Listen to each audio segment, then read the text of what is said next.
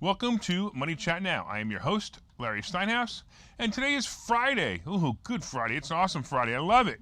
Friday, September 24th, 2021. And look, just remember, if you like this show, I know we have a lot of loyal watchers. Please watch it. Please share. Share it to let everybody see it. Come on now, hit the like button. Let me know you're enjoying the show. Of course, leave some comments, get involved, and don't forget to subscribe to the YouTube channel and like the Money Chat Now page on Facebook. Money Chat Now is brought to you by Investor Schooling, and you can attend a complimentary class this Thursday by going to investorschooling.com. You'll also be able to learn about real estate investing, stock options investing, and everything that we do and talk about on this show. All right, on today's show, we're going to be discussing the market update. We're going to be talking about China and crypto. We're going to be discussing whether Robinhood was insolvent at one point. We're going to be talking about the Evergrande, the infrastructure vote coming up. And, of course, we'll be talking about some great picks for next week and the wrap-up. All right, so actually, today was interesting because the Dow started with a pop. Well, it wasn't much of a pop. It just went up a little bit. And then it kind of fizzled out, and then it ended up actually closing up 33 points. I said it was going to drop between 100 and to 150 points, and it didn't. It dropped about 120 points, but then it came back, so that's actually pretty good that it came back. And the S&P actually finished, once again, it finished up again 6.5 points, which again is pretty good. And the NASDAQ actually dropped only 5 points, so it's no big deal. You got to remember this is a great week, especially with the way it started on Monday. If you remember at one point on Monday, the Dow was down 950 points. That's pretty intense. And for a market to come back and actually finish above Monday, or actually finish high for the week, it's actually great if it dropped down for 950 points. Hey, you got to tell you, this market is insane, and as it continues to be insane, you need to learn how to take advantage of it, and that's something that we're going to talk about in this video, and also at Investor Schooling if you ever want to stop by and learn. So let's talk a little bit about China and cryptocurrencies. So the price of Bitcoin fell nearly 6% to around $42,000. That's not that good if you were in crypto. Ethereum, actually the second largest digital currency, dropped 8% to about 28 or 2,900. And I have to tell you, these declines come after the People's Bank of China said all crypto-related activities are illegal. So they literally said that all crypto-related activities are illegal. Wow, they say you cannot do this. Services offering trading, order matching, or derivatives for virtual currencies are now strictly prohibited. Yike. It also says that overseas exchanges are also going to be illegal, so you can't hold crypto anywhere if you are in China. Beijing has been cracking down sharply on crypto this year, and the Chinese government actually moved to stamp out all digital currency mining. So let me tell you a little bit in case you don't know what mining is. Mining is the process where multiple computers work in tandem to reconcile transactions. This is called the blockchain, and this technology is going to be a great asset to all transactions in the future. Big fan of blockchain technology, and you should be too, because it really will change the future.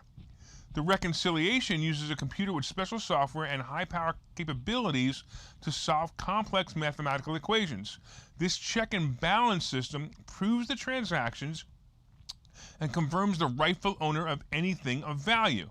The owner of the computer that confirms the transactions get paid a very small portion of the transaction as a fee for hosting the transaction.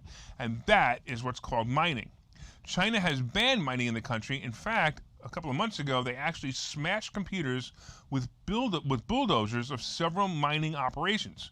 Imagine you own a mining operation and all of a sudden the government knocks on your door and goes, that bulldozer over there is about to crash all your computers.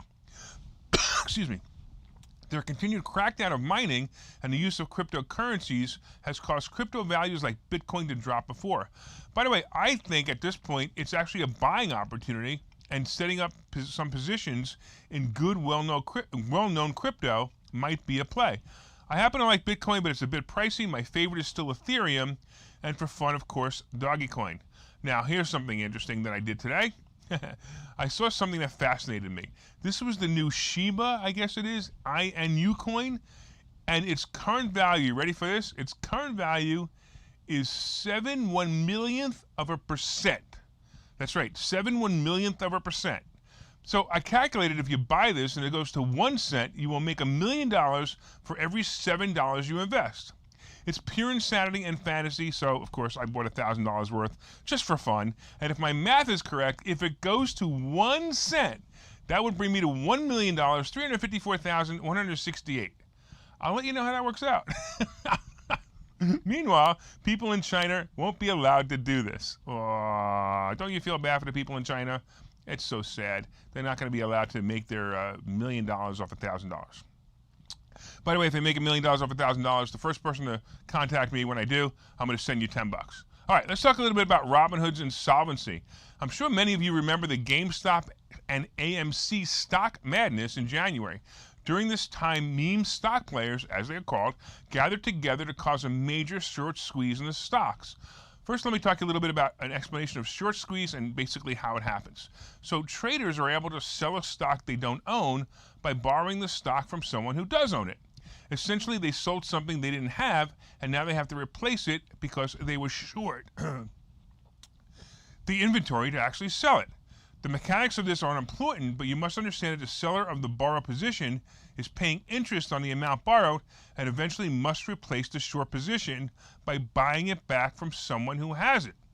Now, here's the problem. If the stock continues to go higher, the price to cover the short position continues to rise. There's a point where the holder of the short position no longer has the reserves to continue to hold the short position, and the brokerage will buy back the position with the client's money to cover the short, and the client loses a large sum of money. That's what can happen. It's basically a margin call is basically how that happens.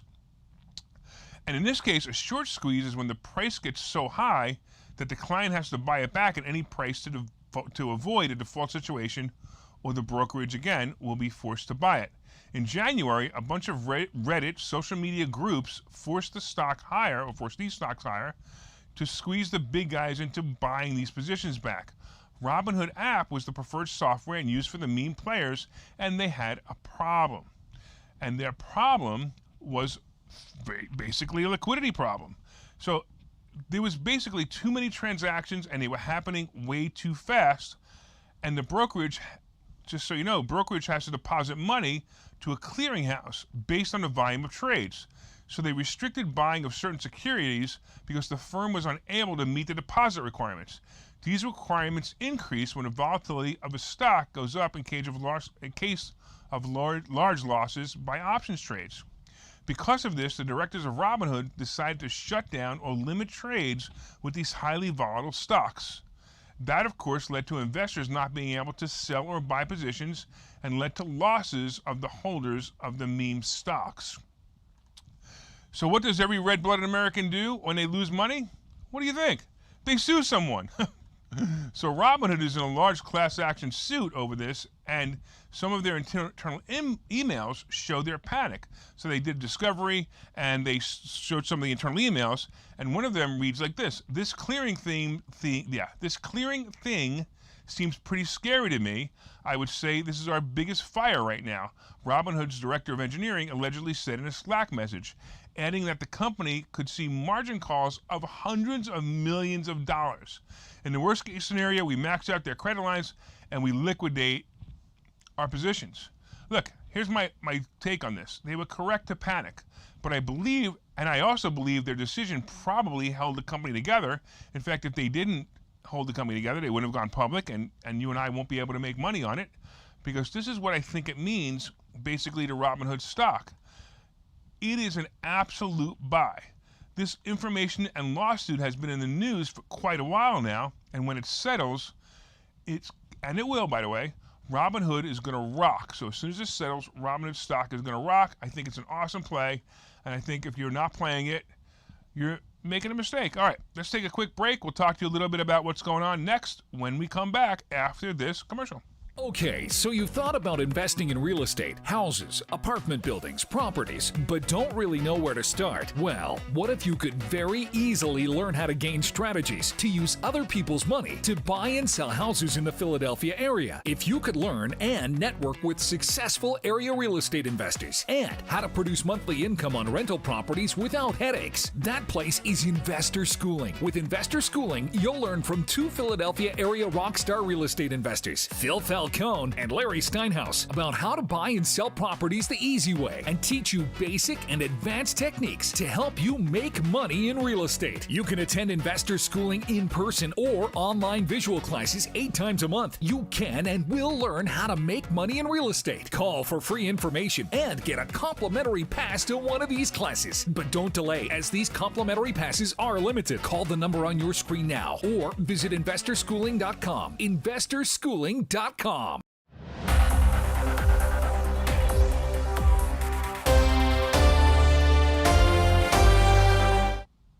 Welcome back to Money Chat Now. I am your host, Larry Steinhouse. And so far, we've been talking about the market up and down today and how it actually finished positive this week, which was a surprise, especially after Monday's drop of almost 950 points at one point.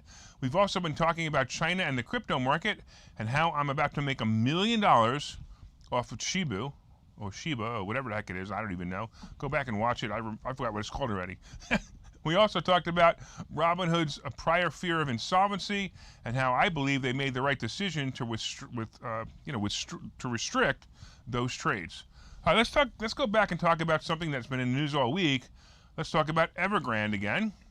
And again, as you know, Evergrande is one of the biggest holders of real estate in the world. They borrowed very large sums of money, and they needed to make an $83 million interest payment to the bondholders yesterday. Now, if they missed this payment, it could cause serious weakness in the stock market.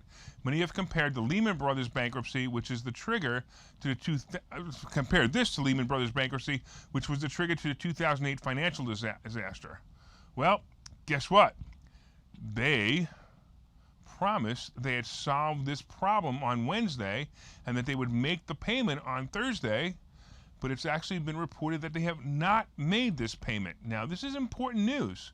And I'm actually surprised it was buried pretty far in some of the news outlets today. If you remember, Monday the market reacted violently to this problem, and the market today was kind of flat. And we wait to see if the payment will be made over the weekend. It's possible it will. It's possible it's not.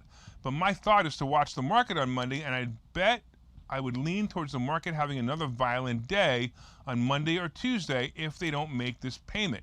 Evergrande stock also dropped back from its gains from yesterday. So if you remember, we talked a little bit about Evergrande had popped yesterday, and now it's actually pulling back. Now, by the way, stay away from this stock. This is not a good stock, but it's a good indication of what's happening inside Evergrande, and that's a good indication of what's going to happen in, number one, the Chinese economy, and if that follows through to everyone else.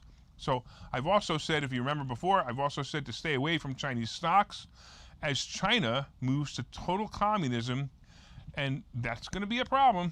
I'd also watch the market as Evergrande continues. Stay away from all China stocks. Just stay away from anything and everything that has to do with China right now. And unless, of course, they make a cool jacket like this, then you have to buy it. But unfortunately, that the $3 an hour worker is not going to make any profit on it. But at the same time, it makes me look cool. All right, let's talk a little bit about the infrastructure vote. And Nancy Pelosi promised to vote on Biden's spending plans next week despite Democrat rifts. Now, this is really weird, okay? So the Wall Street Journal reported today that top House Democrats said they would charge ahead with a plan to bring up both the $1 trillion infrastructure bill and a broader $3.5 trillion package for vote next week, even as deep disagreements in the party threaten to scuttle the two bills. So there are Democrats there who actually believe that this bill might not be a good idea. Maybe they've actually decided that they have some children and grandchildren that they don't want to leave with trillions and billions and gazillions of debt. But I don't know what the answer is. However, there is some thoughts that they don't want to pass it. Okay, the first part of this vote is the roughly $1 trillion infrastructure bill, which passed the Senate with 19 Republican votes. It now is going to go to the House, and of course, Biden's going to take out his crayon and he'll sign it. That's no problem. But they got to get it past the House in order to have it passed. This basically will fund building roads. It will also fund building roads, bridges, and rails across the country. Part of this bill is also a social policy bill which aims to offer universal pre-kindergarten, fund childcare, expand Medicare to cover dental, hearing, and vision care, and create a program to shift utilities away from fossil fuels, among other provisions. I think it was Monday that I talked about the fact that Medicare will be trying to cover dental, hearing, and vision. If not, go back and watch it. You may find that very interesting. Democrats are using a legislative procedure called reconciliation to pursue the $3.5 trillion bill and skirt the 60-vote threshold necessary for most legislation in the Senate. So they're actually saying, hey, we're going to come up with another way to cheat because we've learned every single other way to cheat.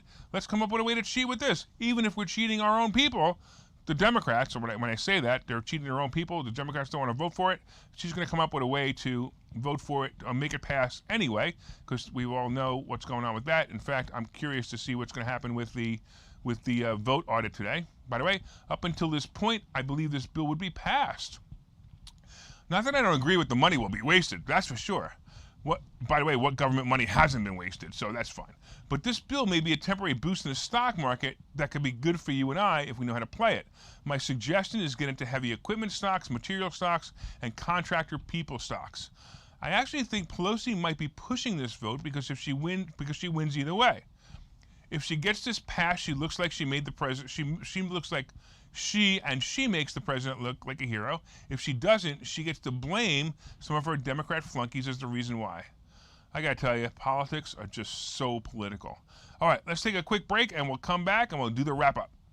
Hey, if you were listening to Investor Schooling Live today, I'm Phil Falcone, and I made the decision today on air that I'm going to be giving away this car. You want to take a look at it? Let's do it. How would you like to pop your top without ever getting out of the car? Huh? It's pretty cool. You can do it at a red light. You can do it when you see it rainy. You can actually even do it when you're driving, as long as you don't go maybe faster than 10 miles an hour. So I am giving away this car. Why? Is it because I'm crazy? Is it because I'm rich? Is it because of both? Take your pick. I don't care. Let me tell you about the car. We're going to have a contest. We're looking for real estate investors to go to our website and give us a real estate tip. And you can have people that you know vote on the site about which real estate tip is the most quality, most valuable to them. So let's just say that our contest is going to be looking for quality real estate tips and for votes. So you need to get your friends, your family, people who care about you, and real estate investors who are willing to go on the site and vote for it. And I will give you this car.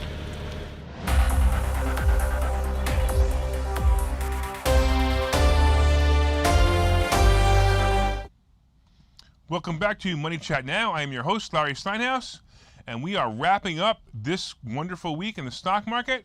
I had a really good week. I don't know about you guys, but I had a really good week. It was great. All right, so far we've been discussing how the market was great, actually, right? We've been talking about China and crypto and how China is banning all crypto.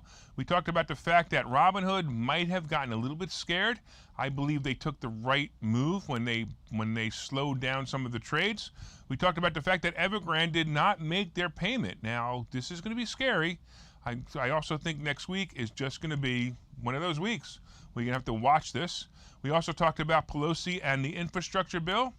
And I want to talk a little bit about what I think the plays are for this week. So as we discussed, crypto was down today, but I don't see it a problem here. This has been in news for so long. I just think it's a buy signal. I'd like to see Bitcoin below 39,000 and Ethereum below 2,600, and then I might even be a buyer.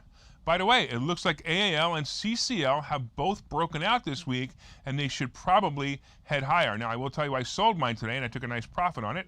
I'd also like to see Uber drop back to 42, and then I'd even say I'm in once again. Hey, listen, please, please, please, if you like the show, if you're watching this show, if you're enjoying this show, please like and share. And if you were watching this show for the last 2 weeks, you would have made some great profits. Go back, watch the show from Monday, and you'll see some of the suggestions I made Monday all came through. All right, hit that like button. Let me know you enjoy the show. Don't forget to subscribe to the YouTube channel. Don't forget to like the Money Chat Now page on Facebook. And once again, from time to time, I own some of the assets and options discussed in this show. The opinions discussed in this show is solely mine, and no one has asked me to discuss them. Thank you for watching Money Chat Now. We look forward to your continued support. We will see you Monday at 4:03.